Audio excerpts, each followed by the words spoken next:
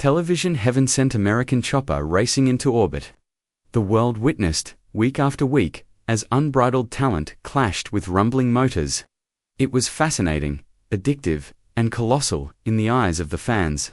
On the other hand, an unscripted and unstaged story was taking place behind the scenes. How did a father's and son's fantasy escalate into an unprepared conflict?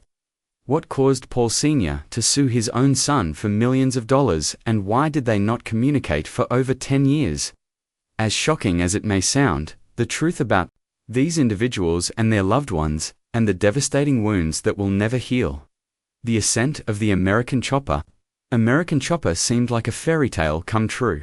When it initially aired on television in 2003, originally, it was supposed to revolve around a family business that built custom bikes, worked on them together, and chased after success. The Teutul family, however, got a lot more out of this concert than they had anticipated. Over time, the show's focus shifted from workmanship and familial pride to something far more complex, unpleasant, and completely unexpected.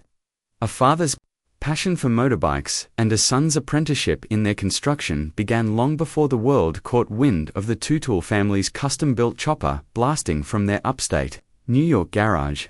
There was a time when Orange County Choppers wasn't a household name. Originally, it was a modest family business, and its founder, Paul Teutul Sr., had been involved in the steel and metal industry for many years. He had skills in welding and fabrication, and an individual who has worked tirelessly, consistently, operating a steel company known as Orange County Iron Works. In his world of fire, sparks, and sweat, he constructed railings, beams, and other robust constructions. Paul, though, had a secret love for motorcycles from the start. It was integral to his identity. It wasn't only a pastime. He had a long history of riding motorcycles and had always been enamored with custom choppers for their unique style, artistry, and attitude. Around the year 1999, outlandish deed was his decision. He took a chance and, with the aid of his kids, established Orange County Choppers, a modest custom motorcycle shop. It started off as a hobby, something they did in their spare time, but it soon evolved into something more serious. This is where Paul Jr.'s involvement becomes significant. Metal was always present in his life, even as a little child. He had honed his skills in welding, cutting, and shaping steel over his years of service to his father's ironworks business. He was now more than just an assistant. He excelled at his work, and his unique ability to see beyond the technical into the artistic was what set him apart. The majority of people only saw pipes and bits, but Paul Jr. saw potential. A bike's shape, its visibility, and the stories it could convey were all within his imagination. His flair for design would become instantly recognizable, and it would be the defining characteristic that would make Orange County Choppers unique among motorcycle companies. Country stores. In the beginning, there was only a father-son and a tiny crew of mechanics attempting to get by. They would stay up late at night in a little garage making motorcycles from scratch, altering components, and trying out crazy ideas. However, news began to circulate not long after. They quickly evolved from being known as simply another motorcycle shop to becoming well known due to the attention their work received. It was just the start though, and their major vacation was approaching quickly. The turning point in their journey came when producers at the Discovery Channel were considering making a reality program about custom motorbike builders. Drama, originality, and genuine characters were what they were looking for. Thus, they struck gold when they discovered the Teutuls. Paul Sr. was there, with his authoritative no-nonsense style.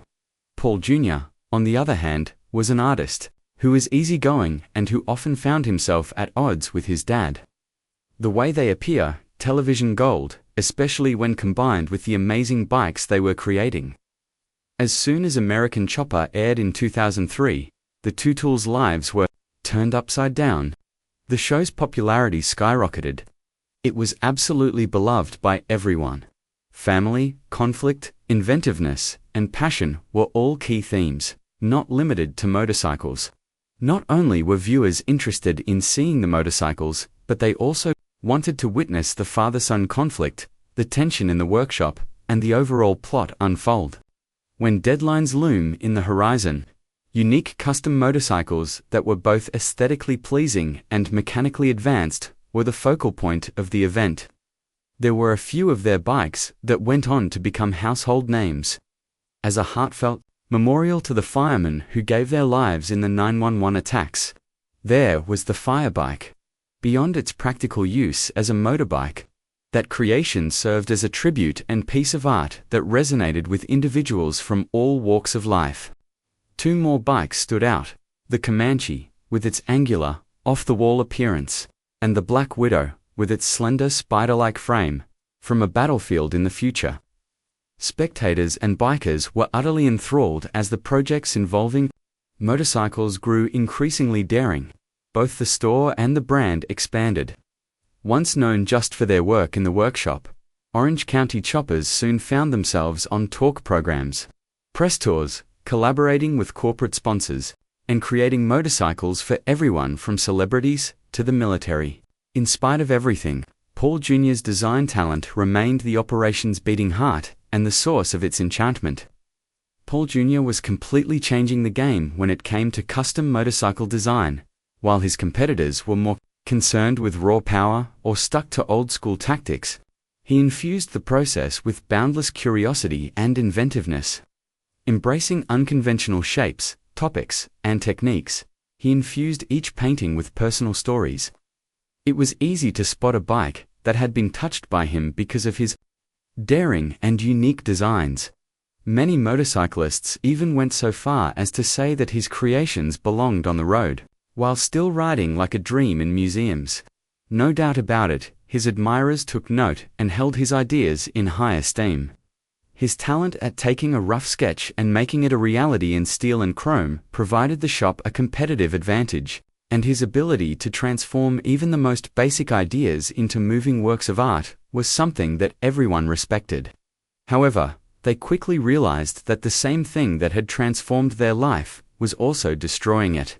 They were under the continual scrutiny of the show's cameras, which added stress to their already hectic life as they dealt with the rapid international expansion of their business, and the celebrity and money that came with it began to exhaust them. Paul Jr. struggled with the conflicting demands of being both a devoted son and an independent, innovative leader.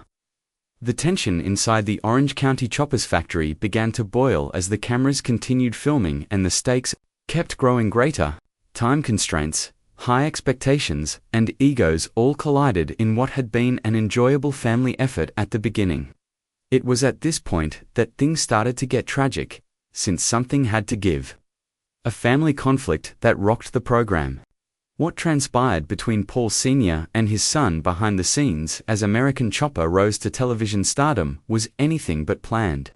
One of the most intense and traumatic family dramas ever seen on reality television, Orange County Choppers transformed what had begun as a fantasy between a father and son into an unforgettable experience that changed their lives, their relationship, and the legacy of the show for all time.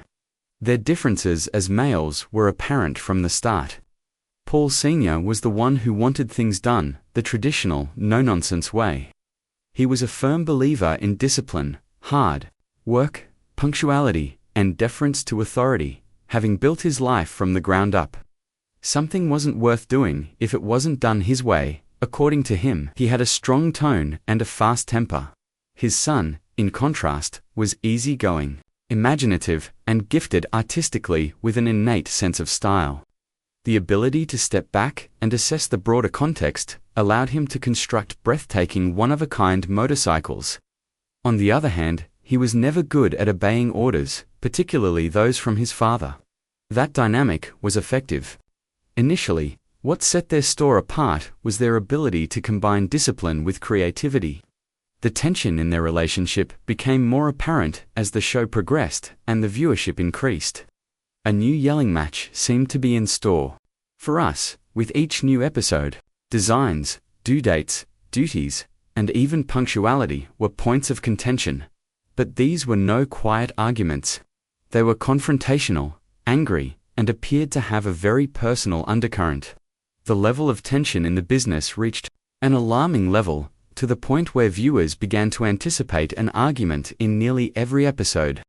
It was already bad enough that these fights involved more than just motorcycles. Complex and profound matters like respect, authority, and identity were at the heart of them. Starting from scratch, Paul Sr. had constructed Orange County choppers. The shop belonged to him, and he had the right to set the regulations. But Paul Jr. had gone from being just another employee to the workshop's shining star. What really set the presentation apart were his bike designs. Many watched in anticipation of his next brilliant idea. His admirers began to recognize him as the workshop's true brilliance, and they began to adore him for it. Tragically, the animosity was intensified by the continual drawing of parallels between the father and son. There was an additional layer of complexity occurring behind the scenes. Paul Jr. had a 20% stake in Orange County Choppers in 2007. However, this wasn't merely a symbolic stake. It bestowed upon him substantial influence over the management of the company. And power came strife and continual confrontations. No matter how big or little the decision, the two men argued about it. The senior Paul felt his son was acting irresponsibly and disrespectfully. Conversely, Paul Jr. felt his father was overbearing and denied him the recognition he was due. A struggle for dominance over the store and the future of their entire business began to engulf their relationship. Paul Sr.'s irritability level grew steadily higher throughout the years. It was no longer just about his son. The shop staff and crew members frequently found themselves in the center as well. Armed confrontations. The atmosphere in the garage became more and more unstable as the situation deteriorated. A full-blown yelling war could break out over an unpleasant morning or a deadline that was missed. Every day brought a new Paul Sr., and no one could predict which one they would get. Also, Paul Jr. started to get tired as the time passed. The continual shouting, the power conflicts, and the stress of filming all beginning to take a toll on him. Their relationship reached its breaking point in 2008 due to a massive blow-up. At first, it was just a routine argument that might have gone away, but something was different this time. Paul Jr. retaliated with equal ferocity, while his father, who was already irritated by what he perceived as a lack of respect, became even more irate. Everything was captured by the cameras. As tempers flared to the point of physical violence, accusations were hurled across the room and voices were shouted. Rest assured, this was no ordinary debate. It had become far too intimate this time. After some hurtful comments were spoken, Paul Sr., who was visibly angry, informed his son that he had been dismissed. The group responsible for creating Orange County Choppers from the ground up was immediately disbanded. The consequences were startling and felt immediately. The show's viewers were taken aback. No one had anticipated the two would go to such extremes, but they had watched them quarrel for years. Internet message boards were overwhelmed with viewers arguing whether or not this marked the final episode. Customers were dubious about the longevity of the motorbike designs, and many were worried about the workshop's future. What would happen now that the brand's foundation, the father-son dynamic, had crumbled? Even American Chopper's parent network was on edge. Paul Jr.'s departure posed a significant threat to the show's success, which relied significantly on the presence of both Teutul's. For many, his drawings were the initial draw to the program. Paul Jr. was unquestionably the public face of the motorcycles. Without him, the show may have crumbled, even though Paul Sr. was the firm's backbone. Paul Jr. was rehired in the end, although this time as a contractor rather than an employee, in response to increasing pressure from the audience and the business side. He was no longer officially considered an employee of the store. His only role in the production was to create the bikes featured in the show. There was still tension though. They still didn't trust each other, and their encounters were icy and uncomfortable. The passion that had once animated the Orange County Choppers workshop and the bond between the father and son had long since faded. Paul Jr. no longer desired to be controlled by his father once the harm had been done. The fact that his father insisted on running the family business was another obstacle. Paul Jr. eventually distanced himself permanently. People noticed his disappearance right away. The shop kept making motorcycles, and the show went on, but something was missing. The absence of the creative genius who had previously given the company an advantage was recognized by the supporters. A precipitous decline in the show's viewership led to its eventual cancellation. Paul Jr. didn't just disappear without a trace. In fact, the tension that arose following his departure from the show became much more dramatic than his initial departure itself. An argument that arose following the exhibition. What Paul Teutul Jr. encountered after departing Orange County Choppers was anything but smooth sailing. Not only did he encounter professional challenges when he left the family business and the show that made him famous, but he also faced intensely emotional problems that challenged his soul and his enthusiasm for bike construction. The rift between the father and son was more than just a passing spat. It escalated into a court battle that threatened to derail the business they had worked so hard to establish. Paul Jr.'s relationship with his father became so strained after his 2008 departure from Orange County Choppers that Paul Sr. took him to court, escalating their family spat into a contentious legal battle that rocked the custom bike industry. For years, ownership was at the heart of the matter. For Paul Sr., the only way to avoid ever having to share authority with his son again was to buy out his 20% stake in the business and forcefully remove him from it. Because it was more than simply business, it became very personal. Because each side kept blaming the other for unfairly harming the company, the litigation was excruciating. An important disagreement arose around the true value of Paul Jr.'s 20% stake. The company's rise to fame was largely attributable to the TV show and the incredible bikes they manufactured, making that stake highly valuable. Family strife had a negative impact on the company, according to Paul Sr.'s team, so it wasn't worth that much. After all the years of hard work and devotion he had put into the company, Paul Jr. was unwilling to budge because he wanted a fair price. The world was glued to social media and interview updates as this court drama unfolded. Family feuds that took place in the garage are now public court battles. Everyone was worried about the future of Orange County Choppers as a result of this, including employees and customers. In the end, the court upheld Paul Jr.'s claim to his 20% ownership in Orange County Choppers. He was able to maintain his rightful ownership and avoid total expulsion, which was a major victory. The triumph, nevertheless, was not without its cost, in terms of both their relationship and their company. Despite Paul Jr.'s insistence on ownership, the damaged father-son relationship made any return to more conventional forms of collaboration highly unlikely.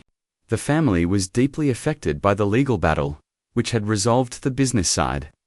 Paul Jr. encountered yet another formidable challenge on top of it.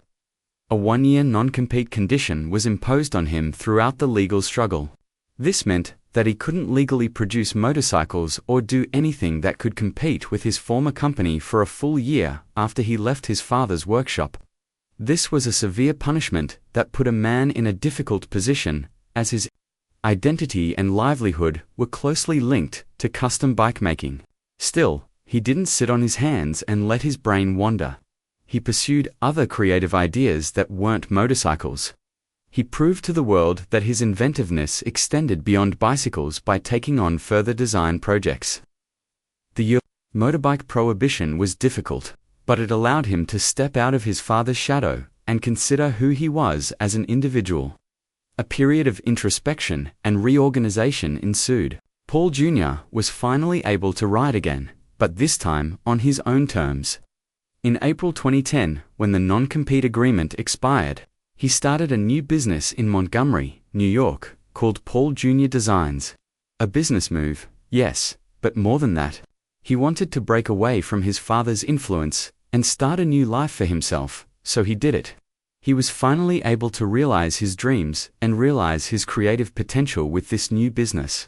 Now that he was free from his father's tight control, he mixed invention with daring artistic flair to create designs that stretched limits. Plus, word about his business spread quickly. Famous people and corporations started flocking to the business to have Paul Jr. put his distinctive stamp on their personalized motorcycles. However, The conflict with his father persisted even as he worked to establish a new beginning for himself. Their animosity toward one another had taken center stage in a new TV series titled American Chopper: Senior vs. Junior.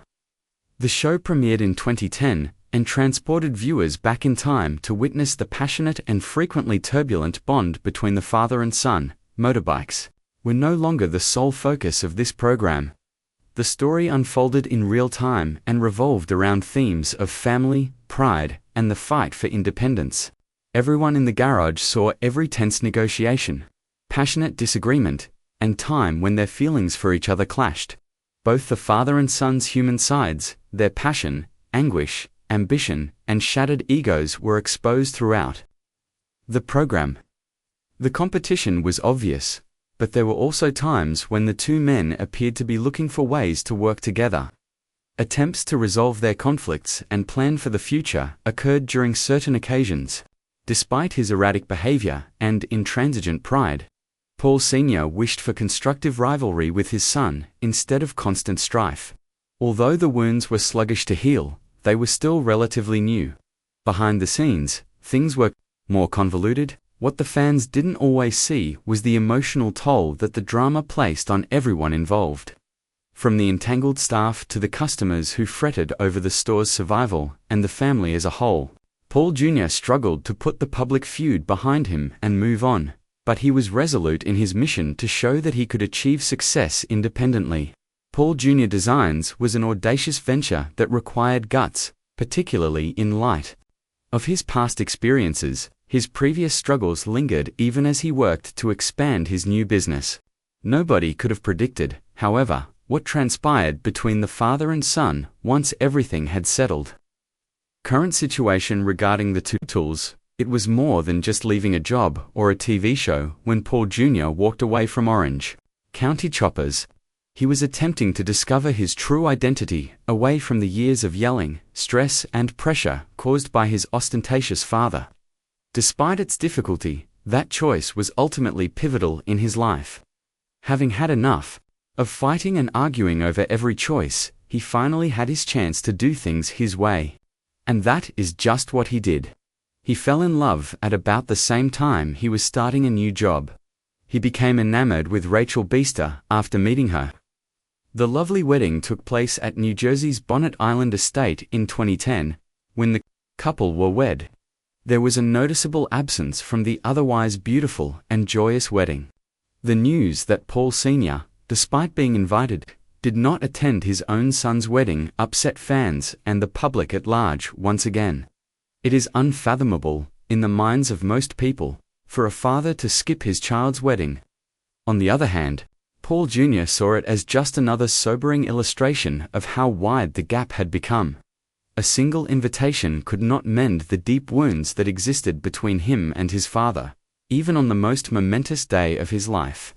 Paul Jr. remained steadfast on the journey he had just begun with the one person who meant the world to him, starting a new life and a family. Paul and Rachel's son Hudson was born in 2015. Their lives were transformed in an instant. He was profoundly changed by becoming a father.